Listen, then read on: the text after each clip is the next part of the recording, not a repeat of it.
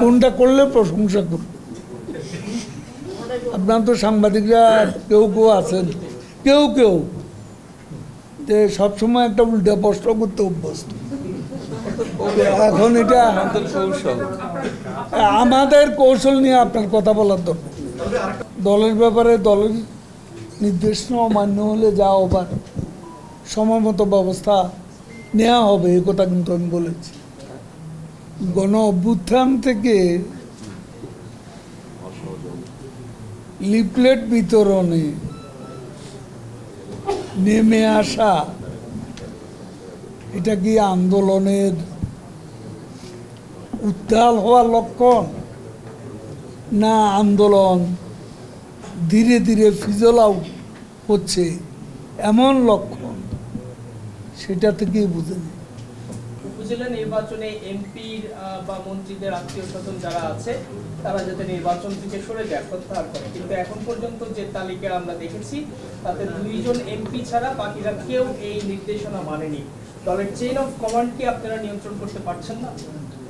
প্রত্যাহার করার এখনো সময় আছে, প্রত্যাহার করতে পারে যে কোনো সময়। দেখেন এন্ডটা দেখেন, তারপরে দলের ব্যাপারে দলের নির্দেশনা অমান্য হলে যা হবার সময় মতো ব্যবস্থা নেওয়া হবে, এ কথা কিন্তু আমি বলেছি। কেউ নির্বাচনে অংশগ্রহণ করতে পারবে না বা তাদেরকে আপনার নিরুৎসাহিত করবে, একটা দল এইভাবে আপনার ভোটে নিরুৎসাহিত করতে পারে কিনা, দল হিসাবে আসলে পারে কিনা? কোনটা করলে প্রশংসা করবে? আপনার তো সাংবাদিকরা কেউ কেউ আছেন, কেউ কেউ যে সবসময় একটা উল্টা প্রশ্ন করতে অভ্যস্ত। এখন এটা আমাদের কৌশল নিয়ে আপনার কথা বলার দরকার।